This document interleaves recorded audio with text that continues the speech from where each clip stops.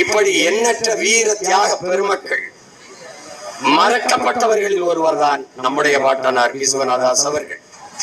தியாகி என்றால் தியாகி என்ற சொல்லும் புரட்சி என்ற சொல்லும் இன்றைக்கு கேவலப்பட்டு கேடு கட்டி நிற்கிறது.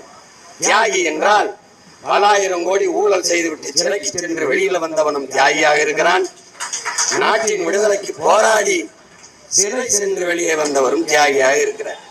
வருங்கால தலைமுறை பிள்ளைகள் தியாகி என்று படிக்கிற போது இவரும் இதுபோல திரைக்கு ஊழல் செய்துவிட்டு உள்ளே வந்திருப்பாரோ என்று எண்ணக்கூடிய அளவிற்கு இன்று நாடு கேடு கட்டு போய் நிற்கிறது என்பதை அறிவார்ந்த எனது அன்பு மக்கள் சிந்தித்துப்பார்கள்.